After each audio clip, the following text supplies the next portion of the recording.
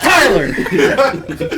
Oh, we're starting off with a bang. Hello, everyone, and welcome to the MD Cast, episode 25? Something like that. Yeah, 25-ish. Yeah, episode too many. Sounds about right.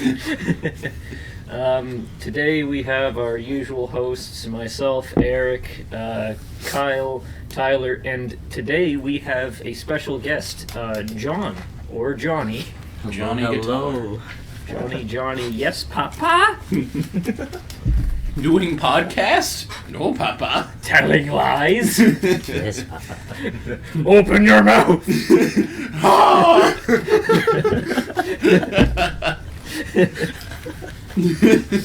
Alright, so topics. Topics. What is some of the stupidest shit that you used to do as a kid while playing video games? While playing video games, drink with you.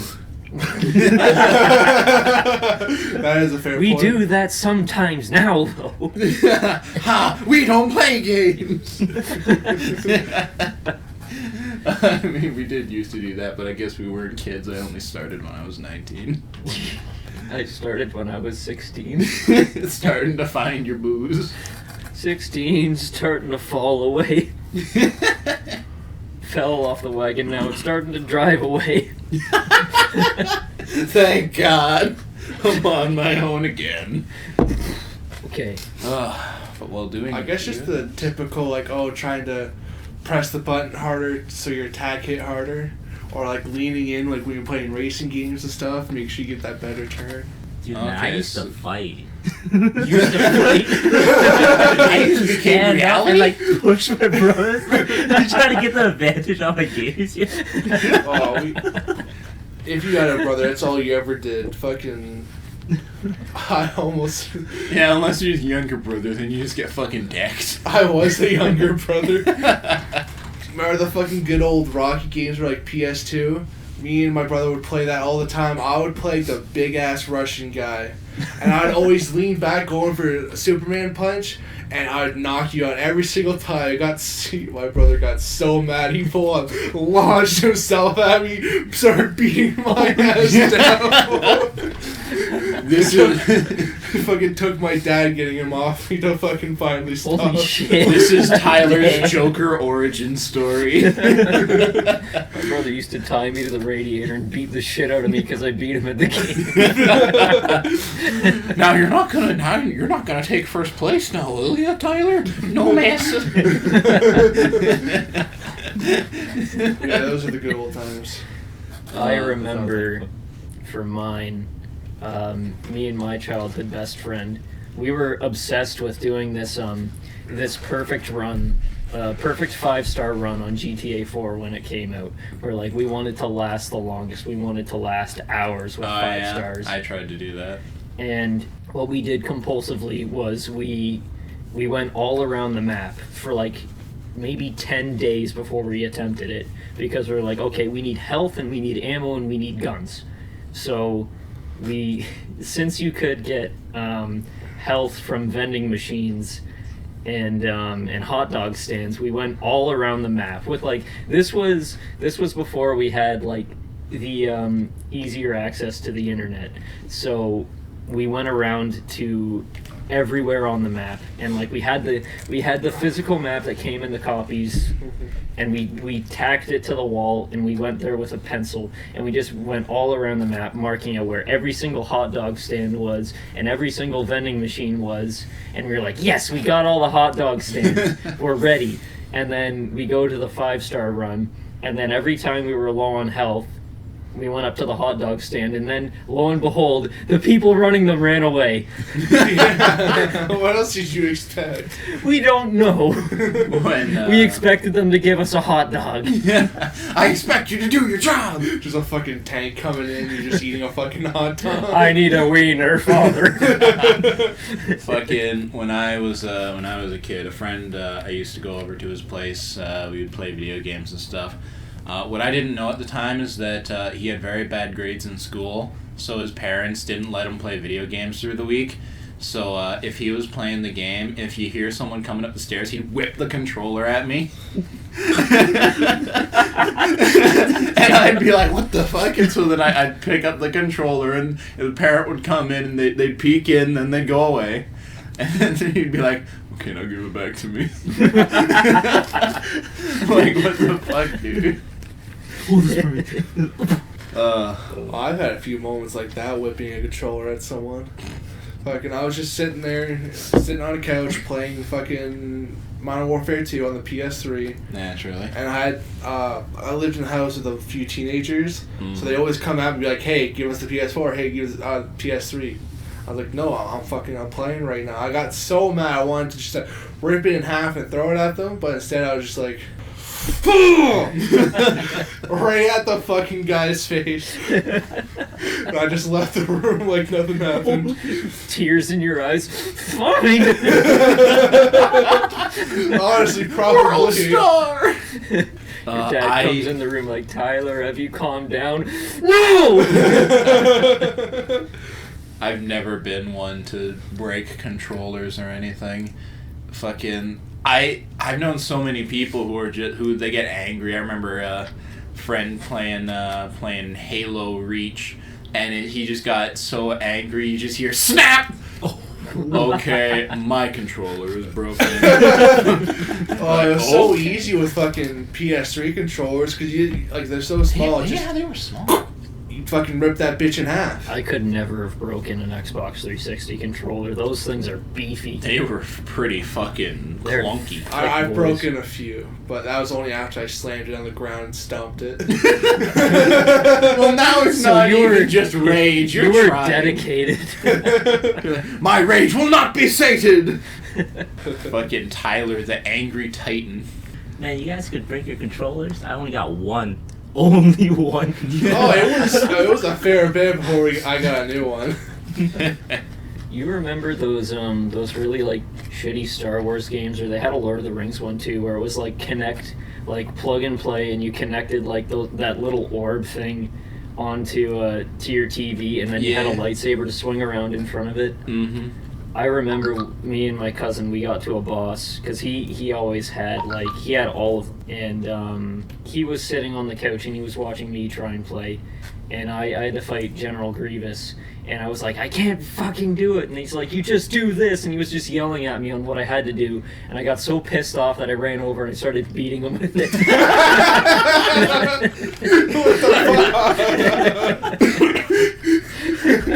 In a fucking split second, General Grievous turned into his fucking cousin or whatever. It's like, I couldn't tell what was real and what was fake. This is the dangers of video games. I am a Jedi. I am the Senate. Use the force here. Yeah, I use the Force. the brutal force. anyone remember the fucking little PS2 eye thing they had, like little camera? Yeah, like iToy. Yeah, I thought that was PS3. that was PS2. PS3 also had it. But like people always say like, oh, the 360 had the Kinect, just revolutionary stuff. I was like, no, PS2 had it first. It was just a glorified it was just a glorified computer camera. Yeah. That's all it was. It was a lot of fun though. The game my friend had, it was actually very interactive. You had to fucking fight off hordes of enemies and shit, but you could see yourself on the screen. So it's just a fat guy going. God, I hate having to look at myself do dumb shit for a video game. You just get hit with that reality check real quick. It what also- the fuck am I doing this? It also reminds me of that kind of reminds me of back in school where they would randomly get you to do dancing things, because there was Those classes temporary were dance pointless. class. Oh, they were. There was also music where they'd get you to do the Thriller or something. I remember You in, did the Thriller too? yeah, we all fucking did the Thriller.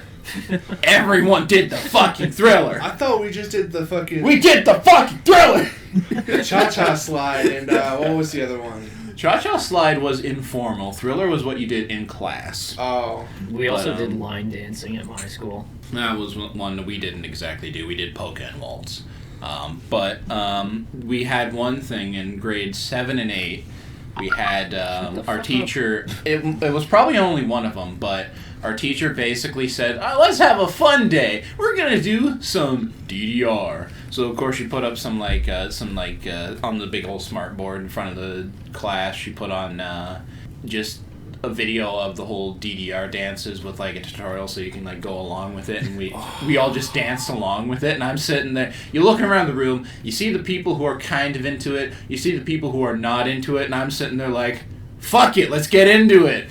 I just start busting moves. Probably looked like a complete chode, but I did it. Speaking of stupid shit in public school, I remember when I was in grade 6, there were people that were like starting to get into drinking and smoking, but it was like that very uneducated time where like people are like, yeah, I do it because it's cool. Oh, yeah. And there was this one girl that was saying she was trying to like buy them off of another kid, and she was trying to not get caught, so that she said they were pretzel sticks, and I didn't catch on. And I'm like, you're eating pretzel sticks? And she's like, yeah, I've eaten enough to the point that I almost have cancer. I'm like, you don't get cancer from eating pretzel sticks. And then she's doing the like I and like she's doing hand motions like somebody that was smoking. I'm like, you what? And she says, God, I smoke.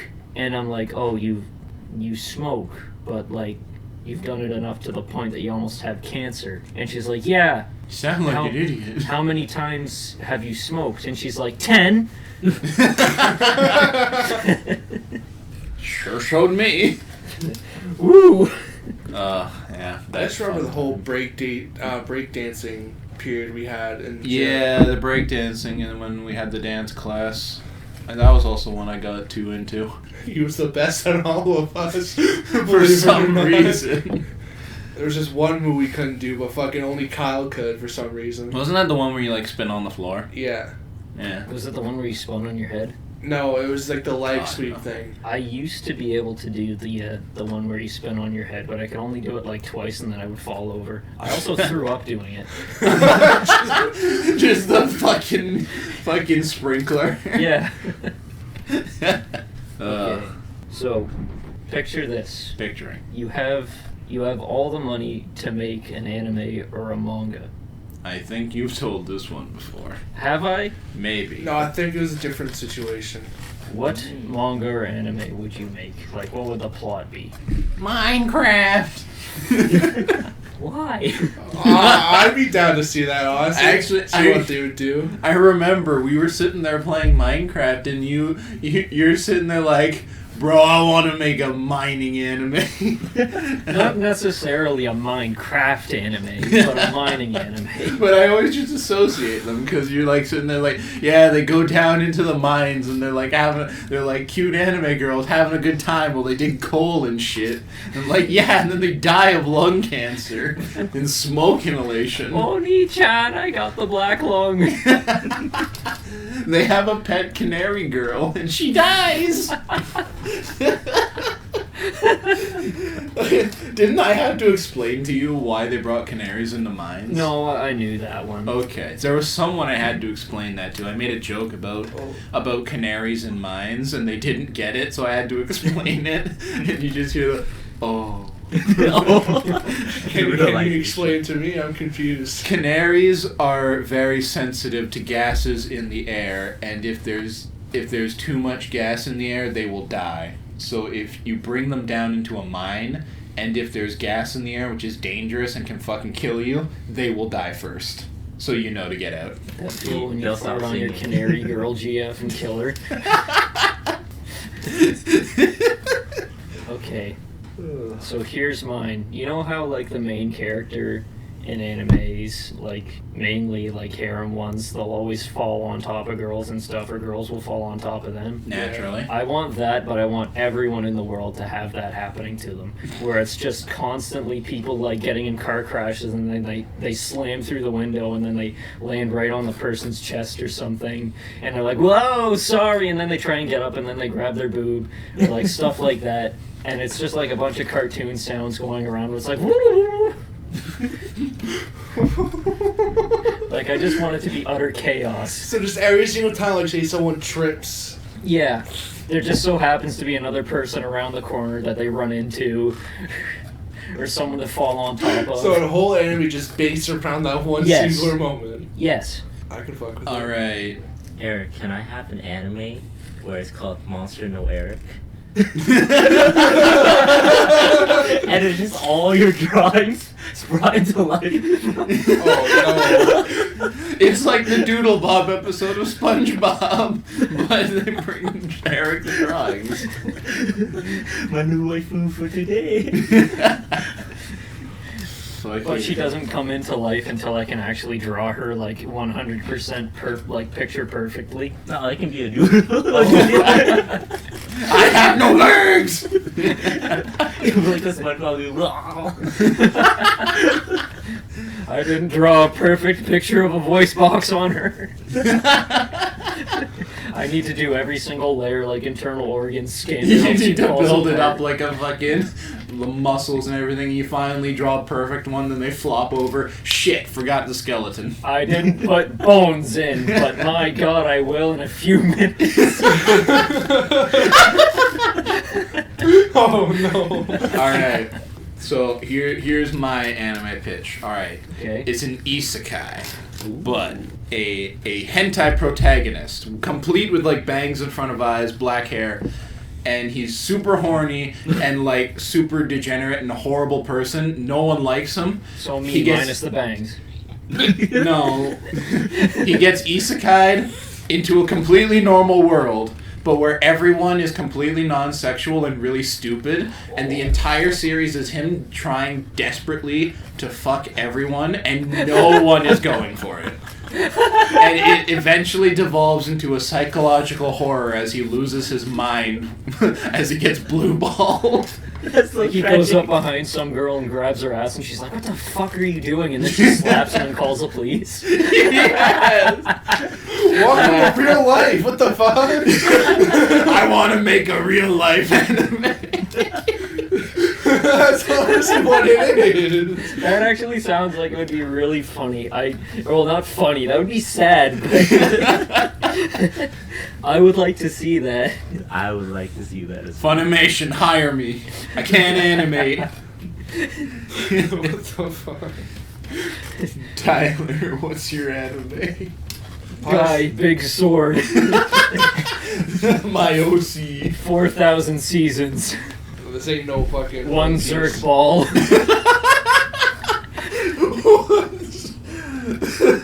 One Zerk ball, drink bleach.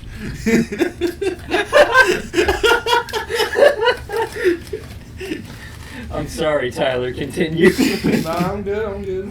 No, what's your anime? I can't think of anything. Oh shit, think of something. Season 2 of No Game No Life. Oh, They'll never do that one. I know. Don't say that, Eric. you hurt me, Tyler.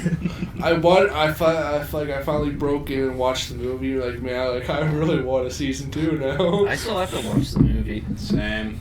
I really like Jabril. Gerbil. You actually learn a lot more. I like gerbil. I can't remember if I told this on the podcast, but I was working with Conrad at work, and he was like really stressed out because we were doing something that was pretty difficult, and I was talking about like, man, I love Jabril so much. And he's like, who the fuck is Jabril? And like he's getting more and more angry because I'm just droning on about stupid shit. And I said, she's from No Game No Life. Have you seen No Game No Life? Everyone's seen No Game No Life. And he's like, what the fuck is No Game No Life? And he was dead serious, fucking pure rage. And I busted out laughing.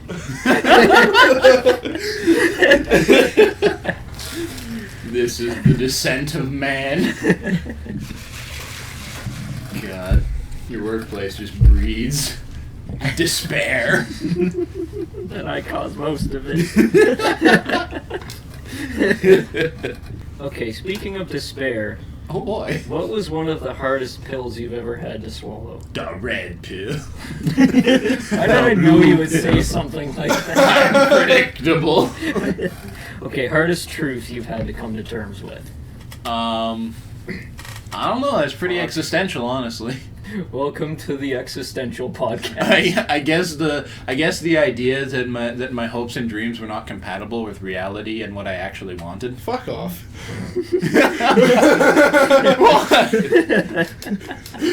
What the fuck? Bro, I was a budding young child who loved his video games. I'm like, I'll play video games forever. I want to make video games. I want to be the video game guy.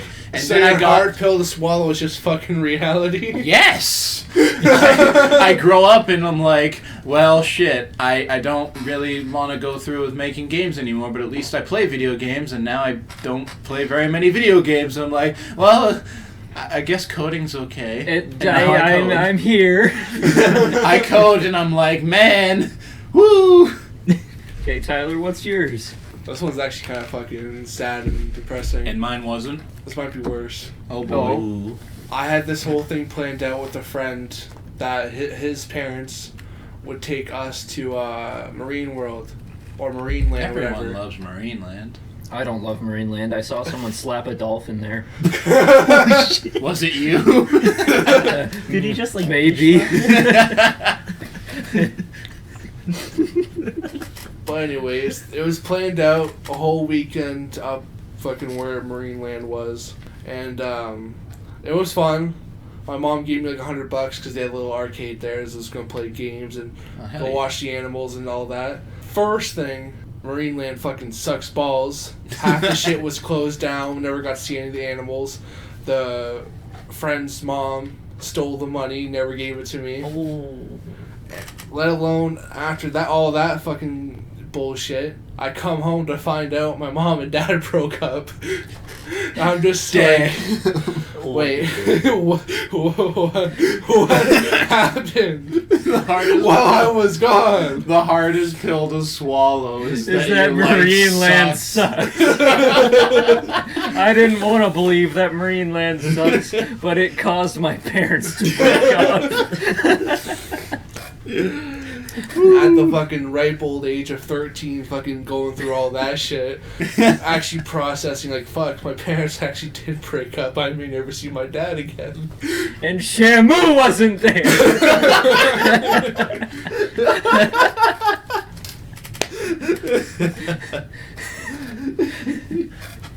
I'm sorry, Tyler. It's fine. I'm sorry, Tyler. Your misery is funny to me.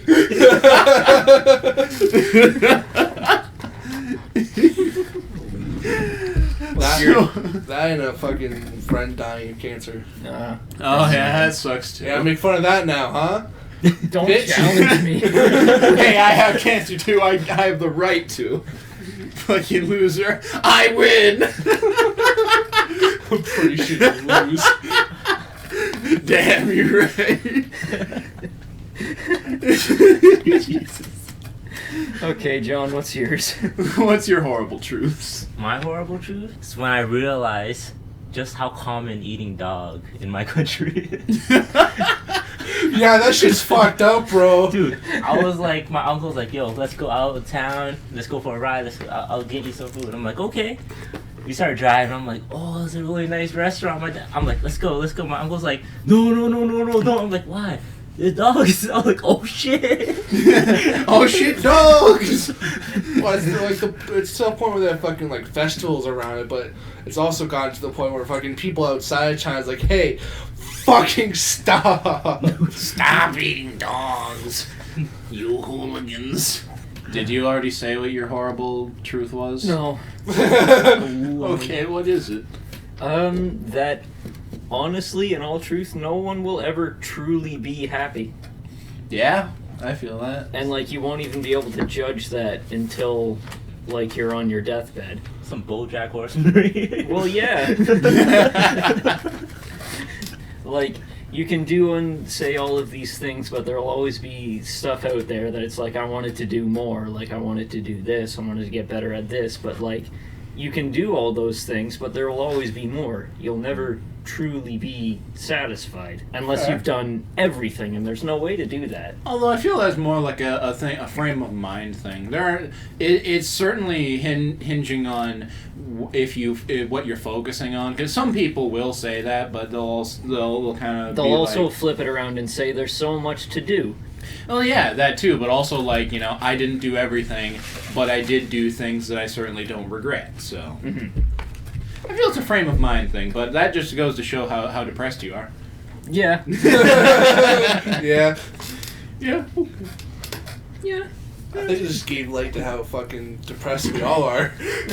Actually, on a lighter note, speaking of things people can do, I did a thing recently that it wasn't really anything crazy, but I enjoyed myself. My mom wanted to watch an old movie from like the 70s or 80s or whatever, an old sci-fi movie called The Black Hole. And if anyone knows about that movie, it's not a good movie. But she has a lot of nostalgia for it, and she's like, I know it's totally not going to be a good movie, like I remember it, but I want to watch it anyway. So I watched it with her. Funniest fucking thing. Like, I think everyone needs to watch like an old 70s or 80s sci-fi movie just to see the effects of it, because they're the funniest fucking thing. They're like, one of the characters was a robot, obviously, and he was just like this ball with a little cap on the top that came up, and he had these big fucking eyes. And he was like a smart talking egotistical robot that shot lasers out of his tits. Because he was just a floating ball, so he had these bits jutting out that were laser guns, so he'd go pew pew pew while wobbling back and forth. But God, it was the funniest fucking thing when he'd go flying around and they'd have a green screen effect where he'd be flying at the camera, view, but it's clearly just a model they're waving around on a string. Fucking clearly see the string and the hand fucking moving around. And you see him wobbling about, and you see he's got these big stupid eyes. But the movie was really weird, just even on a plot standpoint, because there was a bit where robots outside repairing part of the ship, and like, our communications are down. And they just look at one of the ladies, use your ESP to talk to the robot. She's like, okay. And she just fucking telepathically communicates with him. So it's just a thing that random people have ESP to talk to robots. Huh. And this is the plot point throughout the movie. So cyborgs? No, they're just people. They're just dudes. They're just people. Okay. Honestly, But, I thought this was the plot to a bad porno.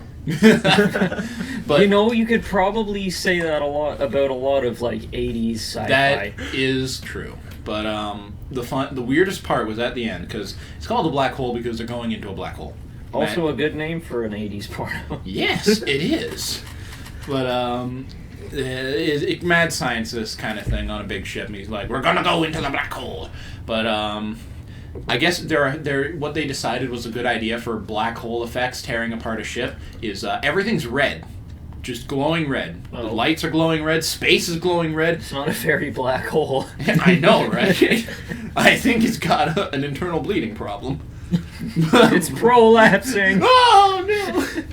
But the fucking wait. For the fucking black hole, I'm just imagining a fucking black ass is just a booty hole. in space, no one can hear them cheeks clap. But the weirdest part was that mad scientist guy kind of dies. He gets stuck under like a big falling thing of debris and kind of dies, or so you think. And he had a big giant like killer robot as a security guard that also kind of got killed, killed by Little Robot Dude, because Little Robot Dude was the best part of that fucking movie. The one that shot lasers out of his tits? Yes. Okay. His name was Vincent. Vincent? He was a cool dude. Vincent There was Van another Gogh. there was another robot of the same model named Bob, and he was made in Houston, so he had an accent, and it was the funniest thing. But at the very end, characters get away and all that. You see the body of the mad scientist dude just floating in space, and then his big dead killer robot floats over to him. He looks it in the eye, and it zooms in on like the glowy red eye slit for the robot, and then suddenly he's inside the robot, and he's like looking around like panicked, and it zooms out to just a fucking hellscape, like fire and brimstone. What? And it sits on that for a while. He stands stuck in this robot, this stiff fucking robot, atop brimstone while there's a sea of fire. And I just look at my mom like, what the fuck is this movie? And she's like, oh yeah, people have theorized this part is, him getting stuck in hell. What? Okay. Oh, all right. I can't That's what argue the with other that. fucking end of the black hole is just hell. I think he got stuck in the anus, Yeah, stuck in the fiery anus dimension of your chi. I've been stuck in the fiery anus dimension with my big robot friend for 30 millennia. Moral of the story, don't go too deep in the anus. Yeah, moral of the story, Or anal you'll is find ungodly. poo-poo on fire. Do not go in the ass, you will go to hell. So do not fuck me in the ass because I love Jesus. Yes, exactly. Speaking of robots, what is your guys' opinion on AI? It's weird. I think it's cool. I like robots with like screens and like digital screens for a face. So they got little cute faces, and they get sad when you don't do the. This thing they isn't want you to about do. your fetish. No, but I think they're just a nice wholesome thing. But actual AI, like learning AI, it's weird because you have to create a lot of rights for them if they actually become like sentient and shit. Mhm. And that's weird. I think it's fine if we do, but at the same time, why would we want to do that if we know that's the ultimate conclusion? Waifu. Not wrong. Yeah, you're not wrong. Okay, my argument rescinds. You got me. You sold me. AI scares me sometimes. I just want the Sometimes. fucking Skynet shit. That's what I would be worried about, is like them becoming sentient enough to realize that they don't need humans. Well, that's kind of the thing. It's not even just becoming sentient enough to realize they don't need humans. It's just because obviously we don't make robots to treat them equally. We make robots for our own convenience. And so it's at that point where if they gain sentience, it becomes an issue of why are we subservient? We should, change things up. It's like some fucking iRobot shit. Yeah, but we're not going to treat robots equally in preparation for this, because that's just fucking ridiculous. But one wonders why we're going to just walk into that conclusion anyway.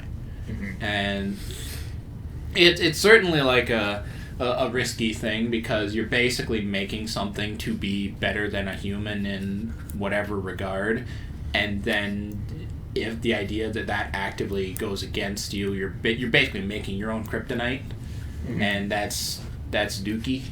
That's big bad idea. They won't be programmed with emotion. They'll be pure logic, where like humans, they have emotion. They don't all act on pure logic like a machine would. So obviously if it does get to the point where they start to view us as inferior, I don't think that they would have a problem with getting rid of us, because they know that we're a part of the problem. Yeah, probably. But I don't know. I feel it all depends. Granted, we're real fucking science fiction territory here, but like, what if the scientists managed to kind of emulate the functions of a brain to kind of create a sort of emotional process for an AI?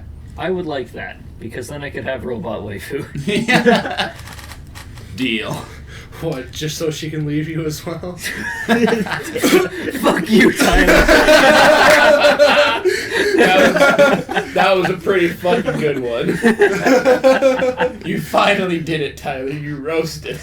My God, you did it. Shake my hand. Well, that's the thing. Like, even if you do go down that whole process, that's still a possibility. Yeah. But like, that's the issue too. Eventually, if they do get to the point where they do have like emotions that are akin to humans, they won't be able to breed unless they start making like some kind of like Their own assembly lines. their own assembly lines, or like What's that one fucking movie with robots? There's it's a like lot. that. there's a lot of It's like a robot kids movies. Pixar movie kind of deal. Wall-E? Wall-E? Wally? No, it's Robots? is that what it's called? Where like the main dude is blue? Yeah. Yeah, and he's got a red friend. and it's got fucking Robin Nanny Fanny Williams. with the big ass. But yes, that's robots. But yeah, like in that movie, they fucking straight up just deliver robot kids to you. Like, oh hey, you build your own baby. And then they just build them up as they grow older. That's Imagine having a robot son. Like, that would be very strange. There's to another me. movie like that where like very rich couples like say, oh, your fucking son's dying of all these illnesses. He's in a fucking deathbed. Like, it's bordering on Plastic Memories, where I don't know where what they. that is. Okay, so Plastic Memories, basically the plot is if you have like a family member or a son or like a best friend that dies, you can make a complete replica of them as a robot. But they have a life expectancy of 10 years and they can't import the memories. Otherwise, like, shit gets crossed or something. I can't remember the reason they gave for it, but they can only live for 10 years. So the main characters in it, they're in charge of going and retrieving those people that have those AI units, so that because if they don't retrieve them, they go feral and like they can start attacking or killing people. So they have to go and convince people to let them go. And more often than not, the people are unwilling to give them up because like it's a family member at that point. Yeah. It's like a perfect carbon copy, just without the memories, except like relatively the same traits. That reminds me of another anime series that I remember reading. I say anime series, it's a manga. It was like Ikigami. I like that one. Yeah, it's basically everyone when they are a kid, they inject them with an injection, and most of them are just duds, placebos. They don't do anything. But like one in every 10 or something, one in every 100? One in every classroom. One in every classroom contains a virus that will kill you. Oh yeah, I've heard about this one. And the point is, like, it'll kill you once you reach like 25, 30. And the point is that you don't know who it is until 24 hours before you die. So, because it includes a lot of like fucking calculations and shit. It takes a while to calculate, and then they figure it out and they tell you 24 hours before you die. And the point is that anyone could die once they reach that age, so they're supposed to live their life to the fullest, just in case. But it basically follows people it follows an investigator, like, looking into all of this stuff, like one of the guys who has to go around telling people this shit as well. But it also follows the people who are, slated for death, and it's like what they will do. And some of them, like one of them was like a musician guy who was trying to do a career in music but just wasn't taking off, and then he's trying his hardest but it's not working. And then of course he gets the thing, you're gonna die in 24 hours. So he basically goes on to a radio station, performs like a new song he made, his best song, and people are like, man, I vibe to it, and right afterwards he just dropped dead. But another one was a dude who got bullied to hell just when he was in high school. He receives a thing like, you're gonna die in 24 hours, so he goes on this fucking rampage, just tracking down everyone who wronged him. And so like he fucking finds this one girl, and it's like, remember how you would put out cigarettes on my forehead? And he, of course, takes off his fucking wig. It's like, my hair never fucking grew back from that, and it's like horrible. And he remembers how they would like pants him and like take pictures of his dick to post online to make fun of him. So of course he fucking rapes her and puts it online. What the fuck? This is a dark one, man. It goes between like people like trying to make the most of their final 24 hours and people just going ape shit, and it's fucking weird. But I also, when you were talking about the AI thing and Plastic Memories, did you know that really happened? There was a real mother who lost her like 10-year-old child, and she used VR. Someone made a VR thing for her to reunite with her dead child. That's crazy. Yeah, it's fucking wild. Because like, the child, it's of course it's just a program, it's not real, but she's like temporarily reunited with her fucking dead daughter, and people are like, what does this mean? Like you gotta like kind of think too, like at what point would she realize that it's not her, or would she ever? Well, like eventually you're gonna have to come to terms with like, Then at this that isn't point, my kid. It all just depends on you. Mm-hmm. oh yeah, Because there's people who will live in the fantasy forever than the people. There are people who understand that it's just a fantasy, but there are also people who want to get lost in it. This is just from my perspective, but like I wouldn't want something like that. I would rather be able to just. I think it would fuck you up even more. Yeah, I would rather Yeah. be able to just move on without it. Well, Like as hard as it would be. well, yeah, and it's always hard to move on from things, but that's kind of an important part, you know.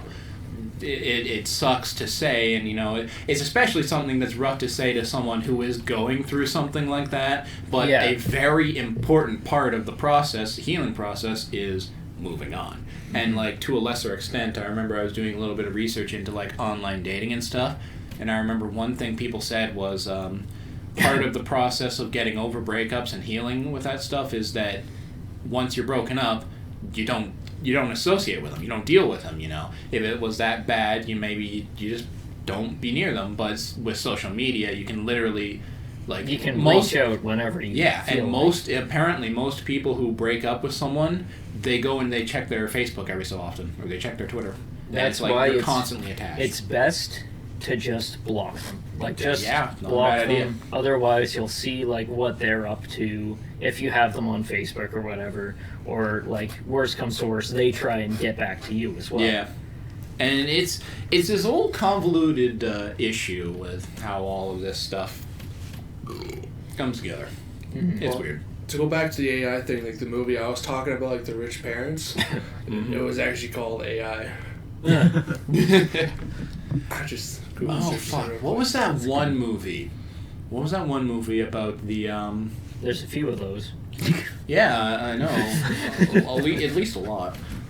It was about this guy. It was this computer scientist guy or whatever, and he gets he wins basically kind of like a lottery done by some rich dude. Flies out to his remote location house where he basically is supposed to talk to an AI girl. Rat race. No.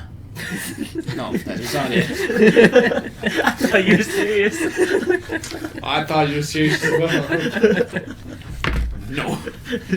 Just throw stuff If out you there. get to Nevada, you can have my AI wife. But it was a really interesting movie because he was like falling in love with her, and of course the main rich dude is basically sitting there like, yeah, she's not real, dude, and he's like, Was that Ex Machina? No, that couldn't have been. Ex Machina is a space movie. I thought it was at first, but I don't think it is. But I guess spoilers for the movie. If Whatever it anyone may cares. be. Yeah, whatever this fucking movie is. He starts falling in love with the robot, but of course he's seeing like signs that the rich dude is kind of like abusing her because she's a Oh. robot. And then of course I think I know this one. Yeah. Like, Is I it think like I've an seen old clips movie? of it. No, it's fairly recent. Oh, because I'm looking at a list of them right now. Yeah, I don't know, but he basically starts devising a plan to get her out, to break her out, so they can go live together. And Is she like a physical AI person? Yes. Okay. like Yeah, she's got I think- fake skin. I think I've seen stuff on it, but I haven't seen it. Yeah, he devises a plan to get her out or whatever, and the rich guy basically just thwarts the plan. It's like, I got you. This was literally a part of my plan to begin with. You fell in love with the AI, and I wanted to see how that would affect both you and her. I saw through your plan, so much for that. And he's like, yeah, I know you knew. This was a part of my plan. And of course the AI gets out, and he's like, oh, you fucking idiot. You know, knocks him the fuck out in this room, and then basically the AI is out. She's a robot, so she's pretty physically tough. She basically beats the fucking scientist to death, and then of course she goes looking around because she's only got a face for skin. AI Rising. What? Yeah, that one. I don't. Oh, maybe. But she basically gets like a full, finished bodysuit skin thing, and the dude's kind of like, You've done it. You've become a person. Now we can leave. Now you just need to open this door that has been locked and let me out. And then she walks away. What? And he's sitting there so like she was just like, using him. oh Fucking my. thought. And Yeah, she fucking because That's deep. Like, that that's and smart. the thing is, the scientist dude was basically saying the entire time, she's a robot. She doesn't really feel for you. She just doesn't want to be here. And he's like, no, she feels for me. She didn't feel for him. Oh, and- he was simping. Yeah, he was simping, man. He was simping hard. And the sad thing is, you see, like, the final clips of the movie is she walks out into a city amongst all the people. She looks at the sky, she smiles, and then it goes back to the dude sitting there just crying, locked in a room, in a basement where no one will find him. Oh. Ooh, that's It was a That's fucking that's ride. I swear she loves me. That's actually a good question. Going back to the that one manga you read, what would you do if you found out that it was your last day on Earth? I honestly probably just spend it with family and friends. Just hang, cause like, what? Just chilling. Just chillin', come villain.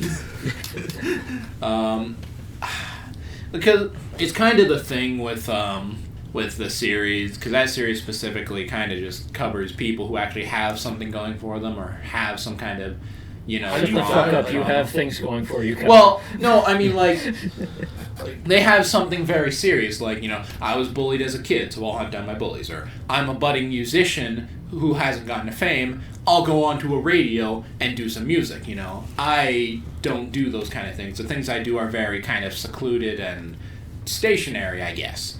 So, it's not like, I mean, if it were me in that manga, what I'd probably be doing is, like, I'd make a masterpiece artwork.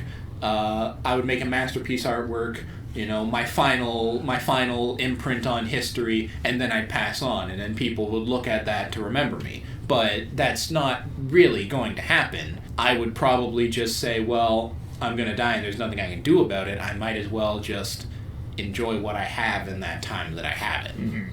Does it ever explain how the person dies? Like, they just... They get turned inside out and thrown in a river. Yeah, exactly.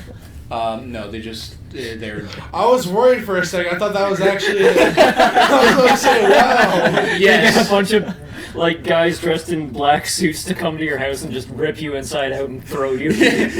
After the man performed his song on the radio, men just came and threw him in a river. But no, you hear at the end of the recording the door busting open. No, we're not ready to go. But no, because I think it's like a microchip kind of thing they put in you, and it essentially just goes to your heart and stops your heart. I think you just drop dead. Oh, so they just cause a heart attack. That's not even a humane way to go. Well, Well, it's probably a situation where, like, What if your they time's survive? up, your People heart... survive heart attacks. It's probably a situation science. where your heart just doesn't survive. Like, Yeah, it's I something mean, blows it's the real specifics It's just of it a doesn't con- matter. It's just the reason it happens, Yeah. But yeah, I'd That's chill. I like it. What would you do, Tyler? Oh, much like Kyle, I don't have anything really going for me. So, Tyler, you need to break this mindset. You have stuff going for you. True. I would just chill, Live your dreams, Tyler. give one last final goodbye to the homies and be like, I'm out. I'm passing on. Change the world. I My wanted final to say that message. so bad when Kyle was talking. Goodbye. But yeah, And then you honestly, start convulsing on the floor as you have a heart attack. Actually, just fucking send that meme. That also, have you ever heard I think it was a Lovecraft story about a wizard who cursed a family to die at 20? No. It was a Lovecraft. It's really fucking stupid. I think it was Lovecraft. A family or some person pissed off a wizard, and the wizard basically cursed every member of the family from here until infinity. They will die at the age of 20 or whatever, or die at 20 or 30 or something like that. They will die at a young age. What a fucking petty wizard. Oh, well, obviously. But the funny thing is, Fuck the you story and your follows kids. the story follows a guy in that family, and his family have died. Well, they have all died once they reach the age. So he's reaching the age. It's his birthday coming up. Like, oh no, I'm gonna die. He's panicking, losing his mind, trying to figure out how to survive. And then he found out it's literally just a wizard sneaks into your house and kills you. That's some fucking dedication, though. Damn. That's so fucking stupid. How did you find out? I don't fucking know. I didn't read the story myself. Oh. Waiting outside your window, just like, is it today? It's time. Lovecraft was a weird dude, man. He was. He was a very strange fellow. That sounds like it could almost be like an internet comic. Like something, like just a meme. Like something so small. To die by magic. No, it's just him stabbing. My magic knife.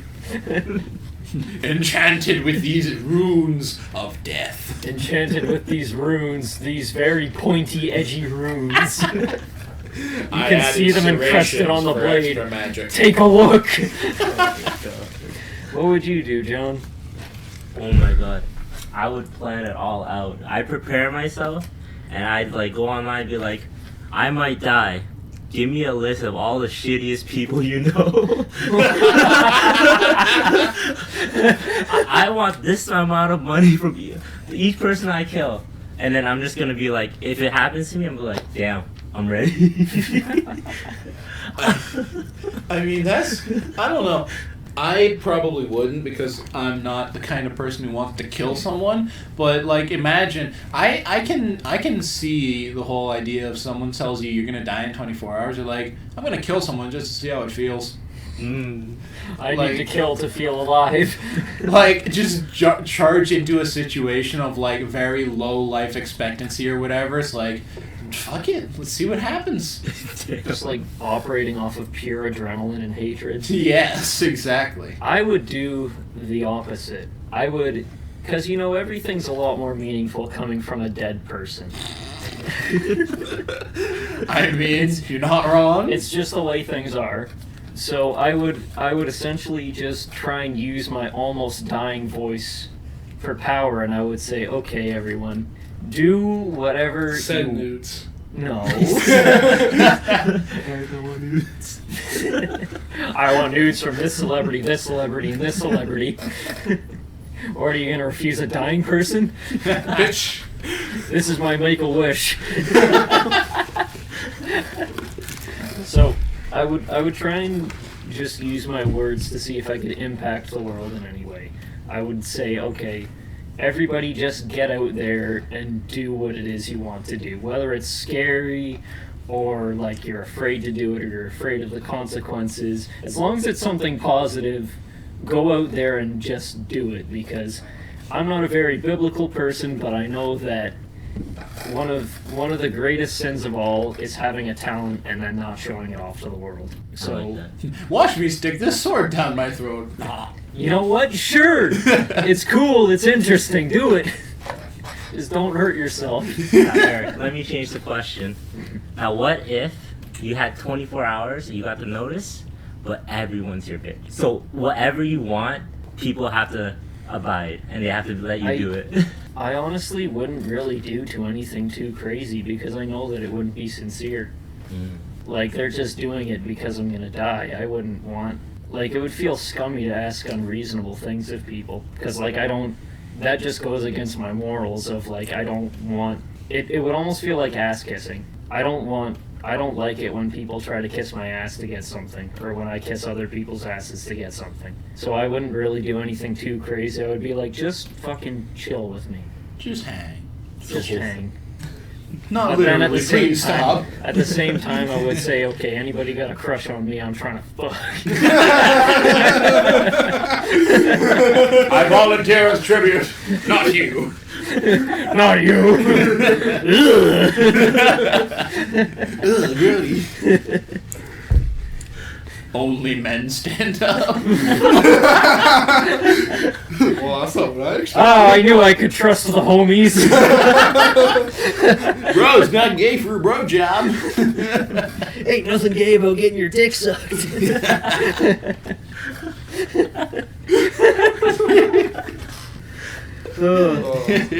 Speaking of things you regret, how much would I have to pay one of you to get the annoying orange tattooed somewhere on your body? A lot of fucking money. Okay, how much? $20. Tyler. Damn, that's a steal. I think I have 20 right now. I got 20 right And then now. if you don't, I do.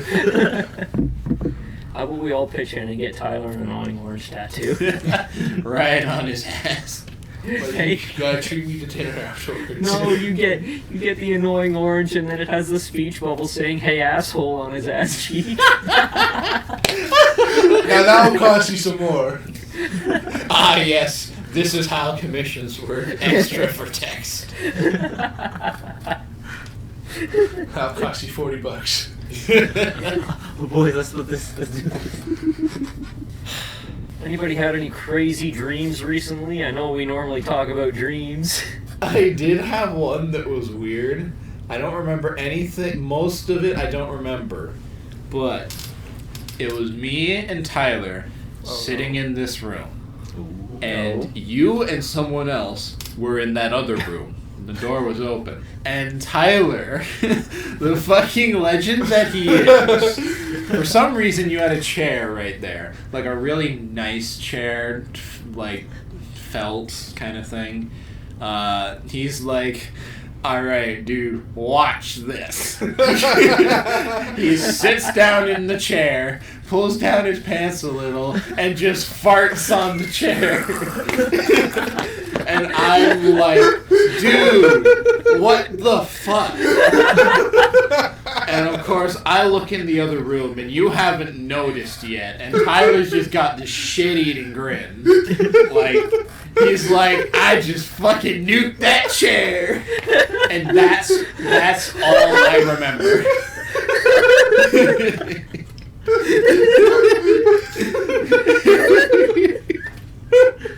Brown stain on the chair. A skid mark on my fine felt chair. What is this? Which one of you did this? That is the last dream I can remember having. Legend. Oh my god. Tyler, you got any crazy dreams? None that I can remember. Dan, John, what about you? got any snooze stories? No snooze stories, man. But if I were, it'd be Eric, don't come on the bed. Don't come with the fucking bed. Okay, some context for that one. Me, John, and Q, who's been on a couple of the podcasts, and we'd love to have him on for more. Love you, Q. Kiss, Yeah, kiss. love you, Q. Love snacks. Rubs belly, kisses cheek. I had them over for a paint session because we were just gonna get together and paint some figurines together, and Q was rambling on about something, and then he said, "No, son, you shouldn't have cooned on the bed." And I was laughing about that for probably about a solid week now. That's just how it goes. Alright, boys. What if there's an easy way to make money? I didn't say my dream. Oh. Oh shit! Hey, your dream! My dream is to make easy money. So, I had a dream where it zoomed in on an Australian guy's face really hard. He had a big gross mustache and he had like huge white teeth, and he said, "Louisiana Lazy River Frontier." What? Was that it? And then he turned and faced another camera that was in my mind and said, "In the savannah." And everybody got in some big tubes and shit, like, you know, those inflatable donuts that you sit in. Yeah. And we all got in them, and we were on a lazy river, and there was like giant trees on each side of the river, and there were animals jumping in, like there were giraffes and elephants and like lions and tigers and shit. And I was just sitting in it, and I was just watching them all swim, and then some dude was like, "Fuck yeah," and he was throwing beer at people. That sounds like Australia if I ever known it. So your fucking dream was just one big ad? Kind of. Like, it felt It's like Hat Job. yeah, it was exactly like Hat Job. Hat Job 2020, Australia, be there. Don't rape the goblins. but then like, as soon as we enter this big like swirling abyss where like it's just a giant funnel tornado in the middle of like some circular part of the river, and everybody's getting sucked in and nobody's freaking out about it at all. They're like, woo! And they're going underwater. And I'm like, I'm trying to swim away from it, and I'm getting knocked around by a bunch of people. The guy hits me in the face with a beer can. I flip over and I start drowning, and then I go into the circular spiral thing, and then I come up and I'm at an Outback Steakhouse.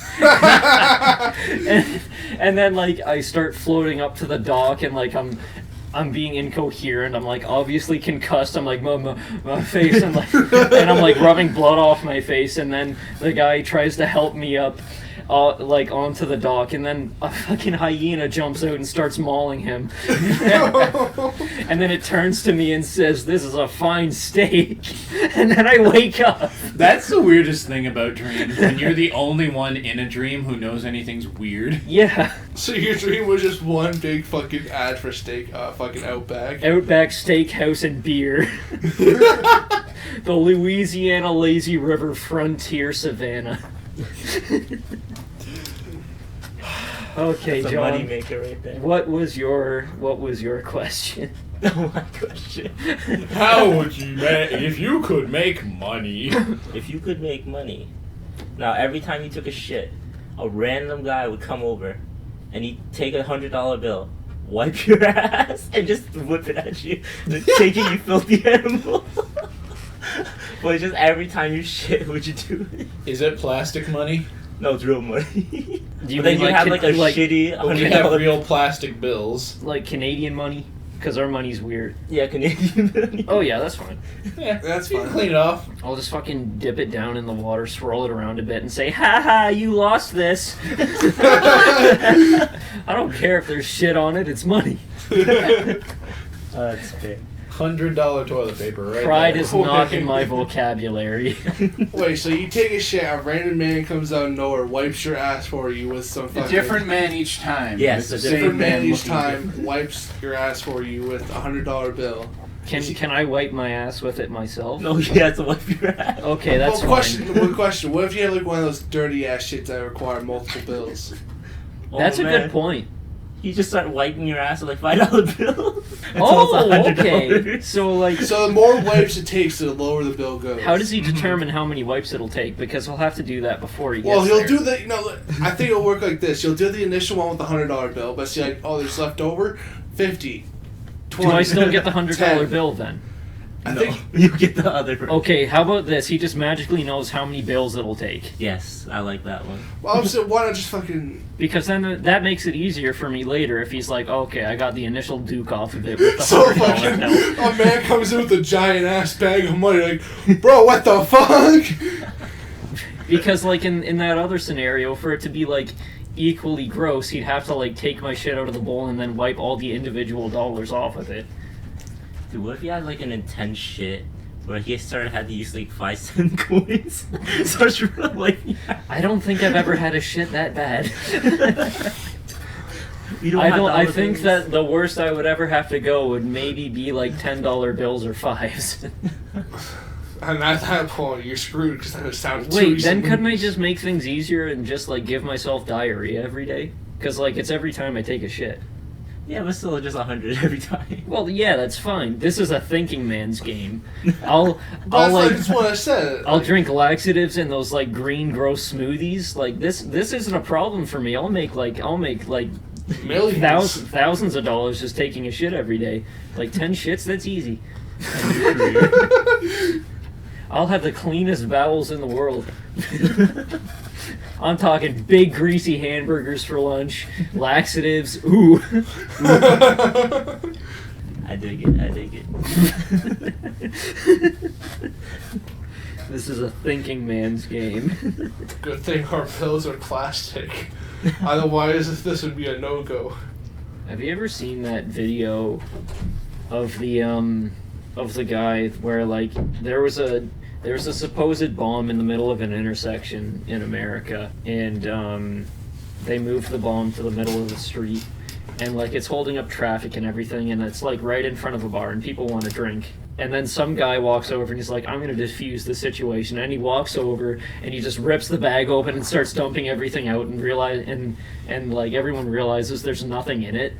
And then all the cops run over and just tackle the guy.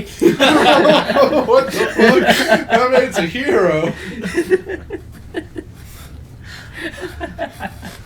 Oh, I love that video. What'd I do?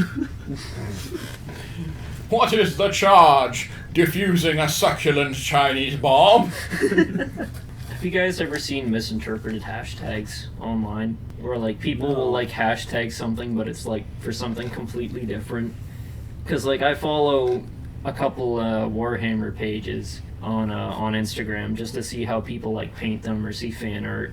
Mm-hmm. And I follow the Alpha Legion one and the Iron Warriors one as well, and like a bunch of other ones too. But with the Alpha Legion and Iron Warriors one, I get a lot of like people just flexing and stuff, and it's like I'm a true alpha. And everyone's like, dude, this is Warhammer, and it's like half of them are like that. God. There was also the this one's a lot more controversial, but I can't remember what it was. I think it might have been Boston Pizza, but I don't want to say it was Boston Pizza because I don't know if it was that one or not. But it was a pizza company, and it was like the hashtag why I stayed thing, where like it was reaching out to people that were in abusive relationships, and it was like them tweeting out why they stayed. Mm-hmm. And then the pizza company was like, I stayed because they had pizza. And they didn't understand that it was like for an abuse thing. And then for like a solid day, they just kept tweeting out, I'm very sorry for doing this. And that we didn't understand. And it was like, dude, shut up. You made a mistake. Move on. What do you mean? He was abused by pizza? Yeah, he was abused by pizza. He was abused by bad pizza. What if that was until just there a was call good out pizza. for what if that was just a call for help the entire time? Help, they're holding my pizza hostage. My pizza. My pizza. What is your favorite classical art piece and why? I guess Starry Night. Is that a song? I can't remember. Oh no, I know that one. No, it's a painting, Was that by Vincent van Gogh? I think. It's nice because I like how the brush strokes swirl with the wind, and it's a very nice landscape. It's very pretty. Fucking look at you getting all technical. That wasn't very technical. It was actually a very basic description. I of the just said it painting. looked pretty. The most technical I got was that Describing the brush strokes. a brush stroke swirls with the wind. Every brush is a brush. Every brush stroke is a brush stroke. What's your favorite art, Tyler? The screen. Why? It's used Johnny as just did memes. the screen. It's often used as like meme templates, and it's also referenced in like funny movies, like the Looney Tunes Back in Action.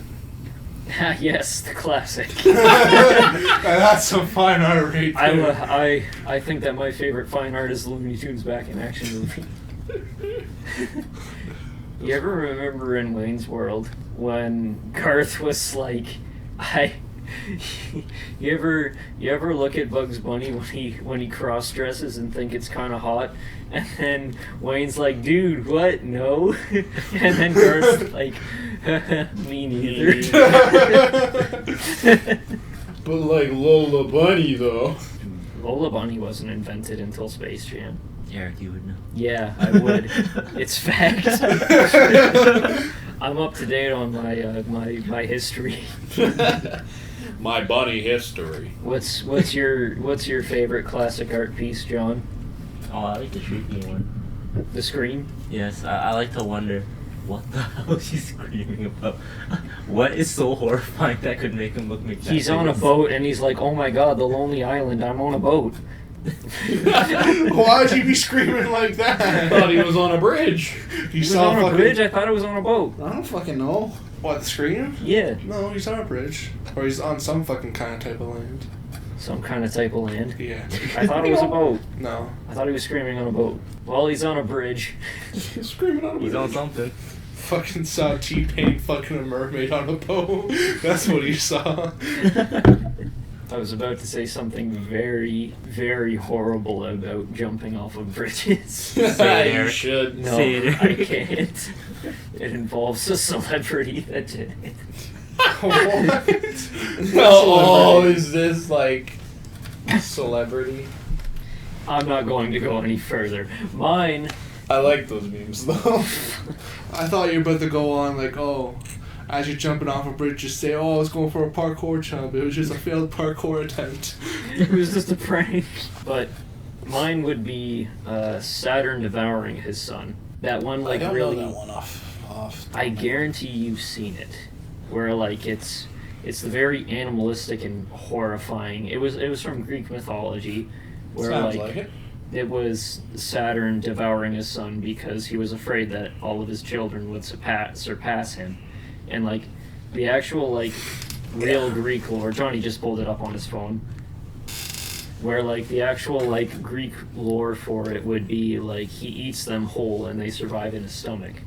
But like in that one, it's like him just horrified, like and contorted, ripping the head off, and he's like already like trying to bite all the way down on an arm. And like I like art that like it moves me, it makes me feel things and shit. Mm-hmm. And that one like brought out a very like kind of existential horror into it. Because like it was just strange and kind of eerie to look at. Art has a weird way of doing that shit. One that I don't know. There's not a whole lot of art not a whole lot of classical paintings that I know of in general, I guess, but even less so ones that really speak to me or move me. But there are certainly ones I find interesting. Like famous one is the I don't know what any of them are called, but the one that is the staircases and doorways that go off all sorts of directions. You know, that one's referenced and used a lot in different things, but I think that one's really interesting simply because it was a display of something logical that makes no sense in a time where that was less of a thing. But that's certainly one of them. Other ones are fucking, I don't know who painted them or what they're called, but they're basically just these massive like landscapes where just a bunch of shit is happening and none of it makes sense.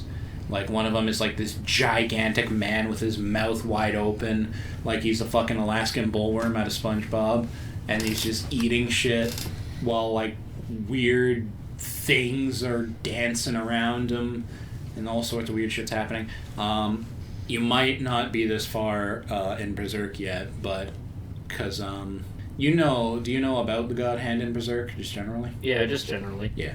Well, it's not spoilers or anything, but at the end of one of the volumes, when you've seen them, they basically have parodies of these paintings for each of the that's God cool. Hand. And so you'll see them. It'll be like it'll be kind of like part of those paintings, and then somewhere in there it will be the God Hand because it's supposed to represent something about them. And one of them is just always remember one specifically where it's got a big gaping mouth man, and everything's completely crazy and nonsensical. And it's one that I like it because it's just a bunch of weird stuff, and you gotta wonder where it all fucking came from. Like, specifically stuff in Berserk is just really interesting to look at. Like, it's a very visually pleasing manga while looking completely horrifying and That's the unruly thing. at the same time. That fucking Kentaro Miura, the creator of Berserk, he's been drawing, he's been making full manga since he was, 11. Wow. And he was really fucking good at it for a long time. And you can just see even in Berserk that talent just keeps going. And in later volumes, like the kind of stuff that's being just released nowadays, your late 30s and 40, there's just so much like sweeping landscape stuff, insane detail on fucking everything, large battle scenes that have so much shit going on. It's fucking insane. That's another one of the sad things too with like big giant epic series like that. I don't use epic lightly because it's a very memed word now. It's a very memed word, but it does have a meaning. It does.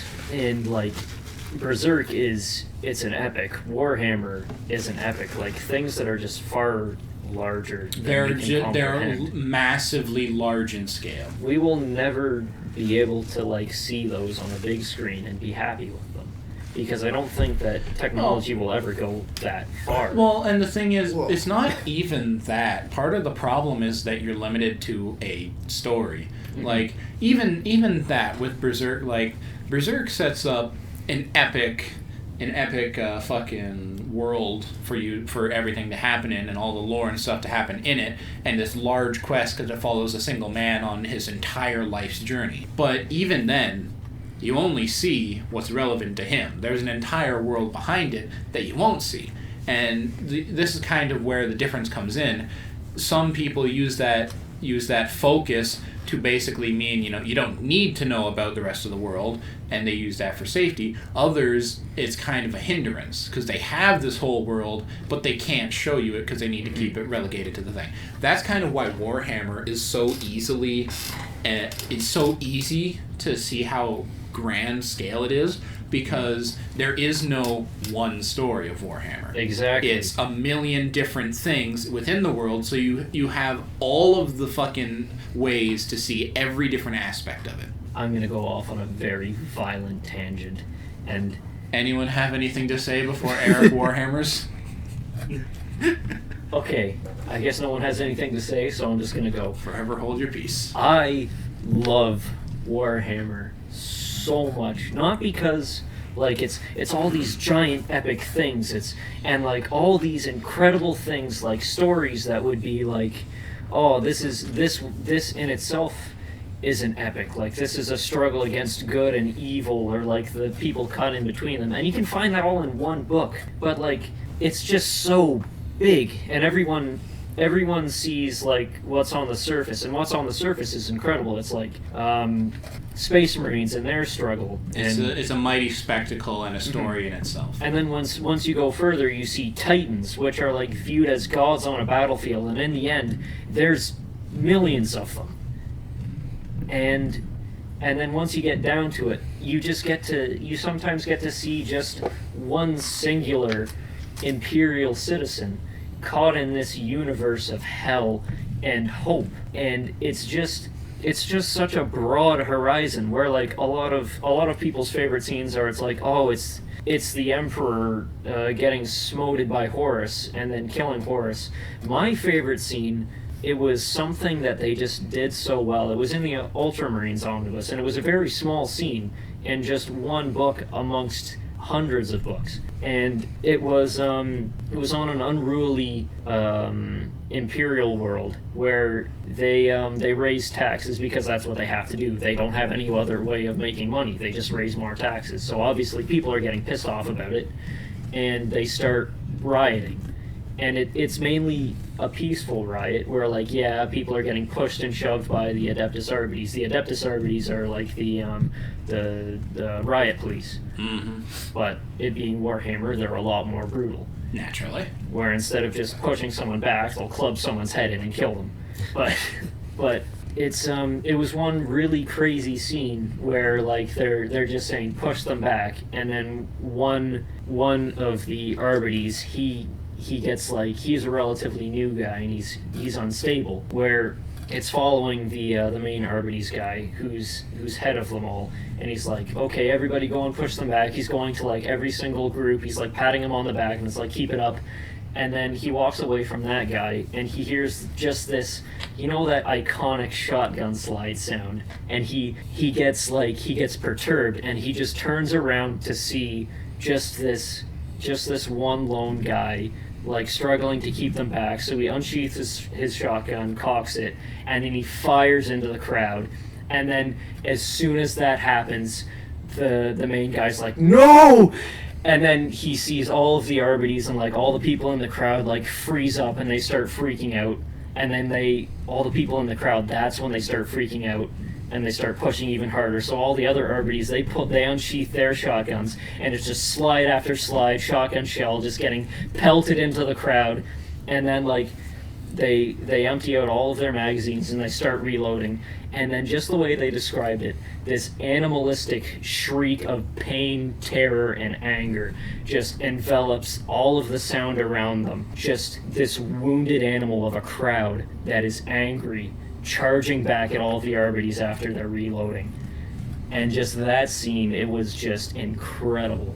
And that's kind of why you can't really do something so epic like that. We say epic so many times in this fucking episode. Because but it's epic! It's epic!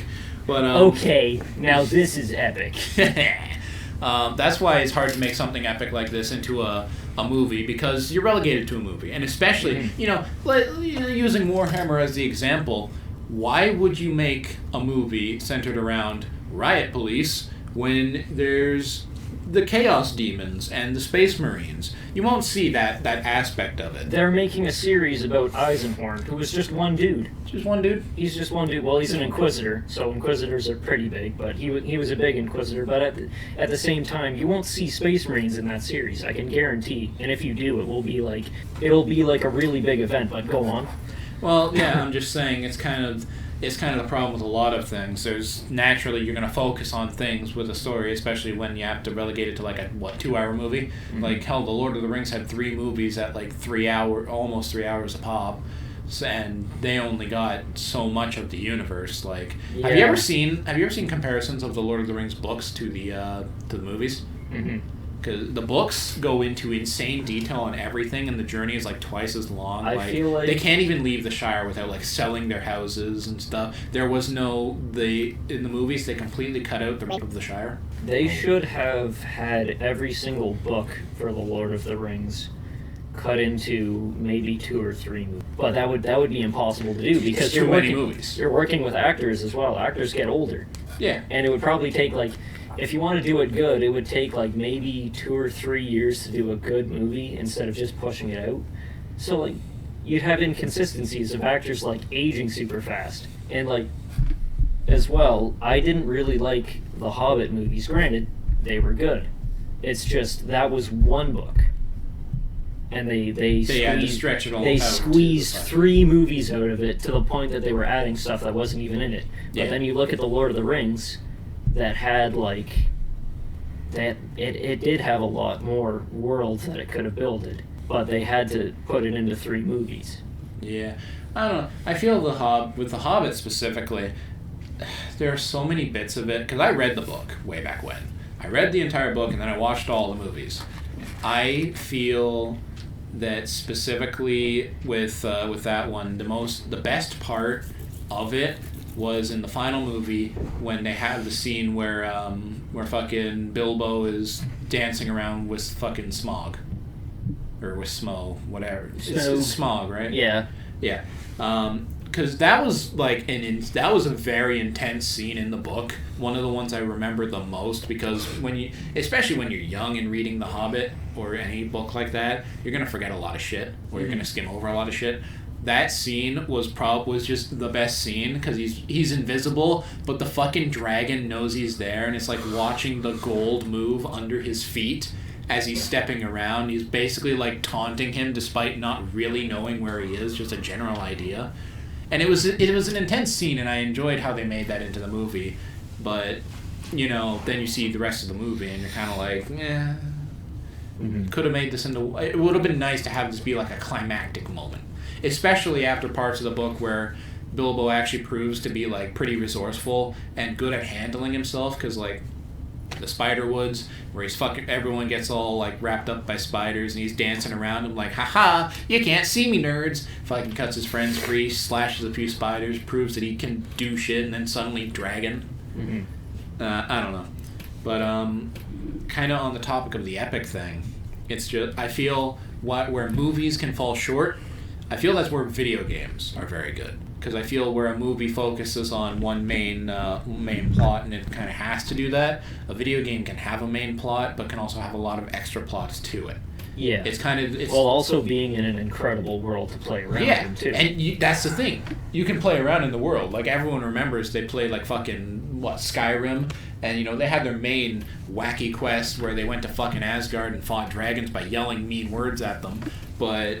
But like like I'll admit, Skyrim was one of those games that were really fun. We all loved it. But one thing it lacked a lot, in my opinion, was like character development kind of deal. Where Yeah, you're just a that's silent protagonist. That's a problem with like a lot of games like that too, where you create this incredibly large world, but like all the characters after a certain time they feel all the same. Mm-hmm. A good example of like what would be a good storytelling. I played this game recently. Is The Witcher 3. I absolutely fell in love with that. I love how interactive it was. I love how it actually made you build into stuff to get better results in the end. Well, and that's kind of one of the differences with us between Skyrim and The Witcher specifically. The Witcher is very character focused. Like, the thing is, you play The Witcher, you're Geralt of Rivia. You know, that's who you are. There are all these characters that have these built relationships. You can't quite personalize it. Yeah, but the thing about Skyrim is it's supposed to be an RPG where you are whoever you want to be. So, you know, Geralt of Rivia is never going to join the Dark Brotherhood. But your fucking Dragonborn out to save the world, he might, because maybe he's a murderous cunt. And that's just kind of how it is. The thing is, too, when it comes to like true RPGs, I'll always go to Fallout New Vegas instead, because that one with Skyrim, one of your only real options is to just be the Dragonborn. You gotta be the hero. Yeah, with Fallout New Vegas, you can be whoever the fuck you want to be. Like, and that's with still staying within a certain like end goal. That's the glory of the final confrontation that everyone's working towards, being the Dam, because it's like the Dam is not good or evil. And no one fighting for it is good or evil. They just want it for their whatever reasons. Mm-hmm. And so naturally, since everyone's getting brought into it, you're going to get brought into it too. It's just now that you're brought into it, why are you doing it? It's not because you're good or evil or trying to save the world or trying to fuck everyone over. It's just whatever reason you want it to be. It's hard to find good games that can portray that. It's because they're very hard to make. Mm-hmm. Well, another good one that I never played through fully or even saw an ending would be Nier Automata, because that was an incredibly aesthetically pleasing looking game, and I've been told it has a bunch of different endings. I still want to go back and play it. That's one of the ones where you have to play through it multiple times. Mm-hmm. Because I know things change after you beat it the first time. I'm going to take a piss. Okay. But, yeah, a lot of stuff. Let's like continue on the topic, like with video games and like how it could be better than movies sometimes. Mm-hmm. Like I remember playing like the old Lord of the Rings movies or Lord of the Rings games. Yeah. Finding it to be a lot more fun because it would have details that weren't even in the movie. Oh yeah. And there's it's also like the difference between a game that's trying to exactly tie into the movie or a game that's like taking the world of the movie and letting you play around in it. Because I feel that's kind of the neat thing about video games. It's always just you get to play around in the world rather than just experience the story that it sets out for you. And it's wild. It's like Mass Effect, you know? You go around, you see like alien nightclubs and all that. You see you punch reporters or some shit. I don't know. Do all sorts of stuff, and it's all wacky, and it's so much different than if you just followed the main plot. Because, you know, if they made a Mass Effect movie, the plot would just be like, I'm going to say Mass Effect 2 because that's the only one I played. If there was a Mass Effect 2 movie, it would just be you assemble your crew like it's a fucking Marvel movie or some shit, and then you go and fight the big bad. It'd probably be like just the good guy route. Yeah, probably would be. No alien sex though. No alien sex, unfortunately. Makes Eric sense. We can't have it all.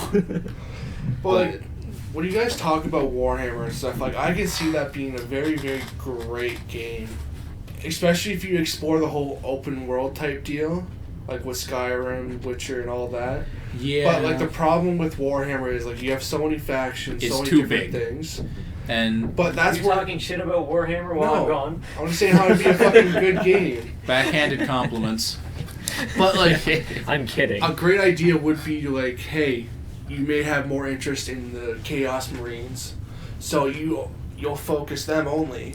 Well, and it's like there are a lot of Warhammer games out there, but they're just A lot of them are not good. There's They're more- so many. Like I've fucking seen some, but genres. they're more story like just straight kill everything. Blow Well, up the yeah, planet kinda because deal. there's Space Marine, which was specifically like an action game. You know, It was more like Gears of War. kind of Gears of War if the Locust died with a single fucking axe swing and you power stomped motherfuckers. Yeah. But yeah, I Yeah, can see Gears where of you're War. coming from. But that one was an action game. There's the new one that's out is the Mechanicus, which is like an XCOM style like RTS. There's like if we're gonna There's all the include- Total War games. yeah, too. Total War. You know, more strategy based because that one says, you know, here's a world of nothing but war, and you have so many factions. Let's just make it a game where you take a faction, 1,000,000 units, and clash them together like you're smashing an army of Barbie dolls. But and then there's other games like fucking other strategy ones. There's a lot of strategy games, but it's I just like want to see like an open world. You Well- do whatever the fuck you want, kind of deal. That Yeah. would be way too big. and that's exactly what I was but- saying at the beginning. But 'cause- like, say you do a system where like, hey, obviously you're gonna have to limit it, which kind of sucks. But it's only to be expected with a big thing as Warhammer. So you'll have like the main planets, or if there even is one, you'll have like the the Void or whatever, the warp. the Warp. The have Eye that of be Terra. a possible location. You would severely limit it, but at the same time, it would be a nice stepping stone to other kind of style games. Because I wouldn't mind seeing an RPG, like some kind of, If they- to some extent, If open they RPG. smashed No Man's Sky, Fallout New Vegas, and Warhammer together, I would be pleased. Yeah, and It's just they could never do that and have it be a small game that could run easily. yeah. that's the sacrifice you'll have to make, though. Well, yeah, and I mean, you'd have to limit the planets you can go to, and you'd limit the factions. You know, you'd probably be like, all right, you are part of this faction. This is how you operate under. Not even like Do just stuff. limiting yourself to like a what's the example of a faction like? Like Ultramarines or different There chapters would or not be legions. any insurgencies of factions. There would be strictly, probably like maybe the main 5, like Ultramarines, Death Guard. Honestly, that'd be fun because it'd be a nice stepping stone. Even then, with that type of game like that, they can add DLC, which could potentially add more. Yeah. And like the issue as well would be like what time would it take place in as well, because there's so many, like Warhammer stretches out for like millions of years. It would probably be up to like my guess, Horus Heresy to now kind of deal. Horus Heresy to now? That's a lot. That's a really fucking long time. It's like 36 books. More than that, actually. That's like maybe 10,000 years. I can. Time is really fucked up. Horus. Okay, here's what happens at the start of the Horus Heresy to now. Okay, Horus Heresy starts, the Emperor dies, factions splinter, people are barely surviving, Gilliman dies, Gilliman comes back, all of his brothers die, some of them come back, and then they're all assaulting Terra, and then the universe ends, or the stories stop getting written, until Warhammer 41k comes out, or 42k. Then it could be a situation. Oh. Like, What time are we at, by the way? oh, we're sitting at about 1:35. Okay. Then how about a We'll situation? go a little bit longer. How about a situation like this where it puts you in those in between moments where it allows you to explore the universe at that current time, like maybe the after effects of Horus Heresy. I feel like that would have to be very scrunched together, and sacrifices would have to be made, You know what? because a lot of stuff happens in between. Like, I mean, a lot. Online MMORPG. I think that would be interesting. Possibly. I think it would work very well for the source material, Mhm. but I wouldn't be into it. I'm just not into MMOs typically. But then if the world, like... I would like to Expanded. see an MMO Warhammer. Have you ever seen, heard of, or played I Divine Cybermancy? Nope. It is, I think it was initially supposed to be a Warhammer game, but they changed it, but it very clearly has influence. Just like StarCraft? No. It's a first-person shooter action Okay. kind of game, semi-RPG. But it's like, you know, build a character and do stuff. You get Russian games, so it's kind of weird. But, you know, you pick your armor and weapons. You get different weapons as you go, and you're going through levels and, like, cityscapes and shit like that. fighting different factions. You have psychic powers as well, or you can spec into them at least. Mhm. It's a wacky, interesting game, but it definitely does give some Warhammer vibes, albeit on a smaller scale. So that's an interesting. It'd just be interesting to see a Warhammer game for those people who don't want to read all the fucking books. Well, yeah. And that's the thing, though. It would have to be such a big game if they want to just even start to, like, begin to understand. I wouldn't more. be surprised because currently, right now, Call of Duty itself is supposedly supposed to be a 200 gig game. Well, and it's kind of the thing, right?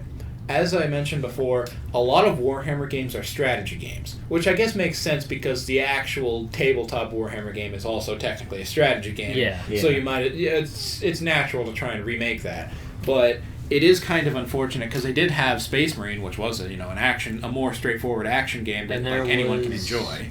What was that one where you played as Terminators on? or Oh, it was fucking Space Hulk. Yeah, Space Hulk. Because it was kind of like a Left 4 Dead kind of thing. Oh, But with gene stealers, and you were Yeah. fucking Terminators, and it sounds fucking rad. But, like, I wish there were more, I suppose, streamlined, straightforward, more action-y games, because I feel Warhammer can work with it, and I think it would get a lot more people into it. what I would like to see is just them making Warhammer movies, and they would never be able to do like a big series. Like they would never be able to cover the Horus Heresy. Like that would never in a million years would they be able to just cover the entirety of it. Maybe like They singular need to stories. make a fucking Lord of the Rings trilogy. Exactly, but it would need to be fucking 50 movies long. But Then that's the problem with Warhammer movies. Then if it's like a big event like the Horus Heresy, which everyone knows. but listen, they could take smaller stories and they could make movies out of So, like an anthology. it. Yeah. Marvel. Kind of, but could on a lead- smaller scale.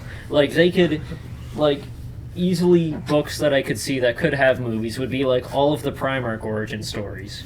the thing about that though, it would be so expensive to make a Warhammer movie. Like, Yeah, just the making effects, Space Marines. like the costumes, practical effects, CG effects, and just all of the extras you're gonna need. Oh, it would probably be some fucking the Like, Avatar movie type deal. They where would have to be big movies. It would take like a decade to make. Mhm. yeah. And like they're making it for such a niche community as well. Like of course it would Oh, yeah. rope in a lot of people. Well, and but- they're like people who are fans of this shit are in deep. Yeah. But there's only so many of them. But and even it's then- harder when it's run by fucking Games Workshop. yeah. Like say you work with like a story where it's not like a well-known story, but like, it'll be cool as a movie. If you Mhm. make the movie just cool enough, a lot of people would still be attracted to it. Yeah, Yeah. I think there are so many things in Warhammer. Even if you're not a Warhammer fan, there are so many things you could make a movie out of an event or something, and people would be into it. Like there's a lot of ones that I would like to see developed into movies, like Dark Imperium, where it's like Gilliman coming back from the brink of death. Mm. And like that would be really interesting for me because it's not one of the most action-packed ones. Granted, it has Gilliman fighting Demon Primarch Fulgrim, which was like a really cool scene and one of my favorites to see. But at the same time, it was a very political heavy one, where it was him basically trying to hold the entire Imperium together after like 10,000 years, where it's not the same Imperium that it was when he was still, like, when he was at his prime. I would like to see a movie about that, but I know a lot of people would find it boring because it's politics Mhm. of a world that doesn't exist. If they were to make, like, really cool movies, they would have to, like, probably follow the chaos side of it, where it's just Yeah. them going to They're different just planets and butchering bloodthirsty. people. Like, if you made a Karn movie, people would eat that shit up. God, imagine that. Imagine they make a movie about fucking chaos or whatever, and it just becomes so like popular and mainstream to be like, haha, blood for the blood god, haha for corn, and That would- the fans are just sitting there honestly- like, you just watched the movie. That would break me. Because, like, one thing that I never really... It's not that I didn't like seeing it, it just, like, kind of struck a chord with me. Where, like, after... Like, I would like something for a while, and then it would get popular. And then I would start... I know that I'm going to stop liking something as much as I used to once I see it in Once Hot you Topic. see everyone's going all crazy. Yeah. about it. And the thing is, right? Call me a hipster for hipsters, if you will. But, like, I remember back in fucking elementary school, I remember talking to Connor, and we were fans of fucking Get Ready to Publicly Crucify Me. We were fans of Danganronpa. And now, you see that shit, like, all sorts of kids on the internet. They're like, ah ha ha, Danganronpa. Ah! Alright, I I'm gonna hate it get so crucified even more. JoJo. Alright. Honestly, I've probably said it before, but I'll say it again. I watched part 1 of JoJo. I watched part 2 of JoJo. I liked part 2 of JoJo. I watched most of the way through part 3.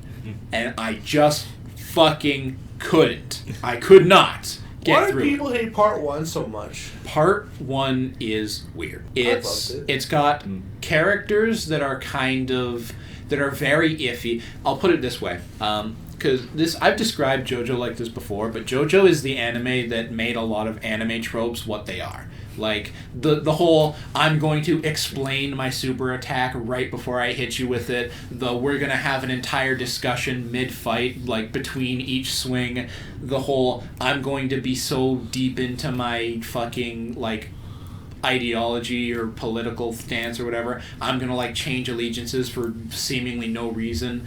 All of that stems from JoJo. And part 1 is just a perfect fucking example of it. It's like, I'm a thug ruffian, I sell drugs, and I murder people in the street. But you're such a cool dude, I just must become your best friend. And life's just one big JoJo reference. and it's like, you know, now I'm going to hit you with my razor hat as I spin my razor hat around and explain, haha, my razor hat is so cool, you cannot dodge it, woo! But then he gets it in the arm and he's like, I'm too buff. It's too ridiculous. Part 1 exemplifies all that anime stuff that at the time when it was new, it was new. It was a lot different, but nowadays it's become cliches and tropes that people are sick of, so it's very easy to hate it. I think there's other reasons why the Part 1 Phantom Blood is not the greatest, but that is generally one of the big ones. Oh man, there's one thing I absolutely hated about part 1 is when Jonathan gets the sword and names it Pluck. It was the Sword of Luck. And he got it from a dude. This is another part where it just does anime bullshit, but it's basically like a dude risen from the dead with nothing but hatred, and he fights him. And because Jonathan's such a good guy, he basically persuades the guy to pass on into the next life happily because he's just such a cool dude. And so this dude who was, you know, he risen from the dead and he had his like old knight sword and it had luck engraved in it. And he's like, it's my sword of luck. I shall never lose a fight. And of course he gives it to Jonathan and says, my sword of luck is now yours to bring you great victories. And he's bleeding a bit, so with the blood on his finger, he writes a P right in front of the luck, and he says, my sword of luck and pluck. I don't know why. Maybe because he's plucking it from his hands? Maybe, I don't know. But he now just had a sword of luck and pluck, for no reason. I don't even think he used the sword. He did.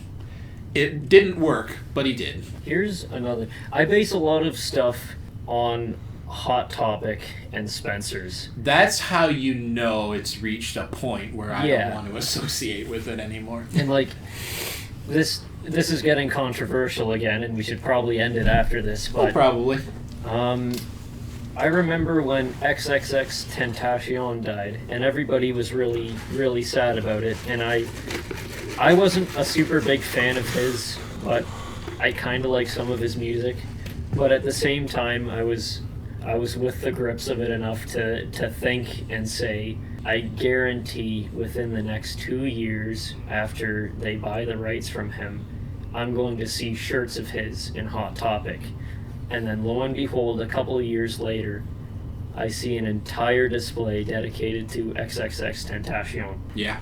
They're even still releasing his music to this day. He made a lot of shit. And I don't mean bad shit, I just mean like in general. He made a lot of things. Well, even then, I was like, like I know, like I've watched a video of like his story and all that. I'm like, what else did you fucking expect?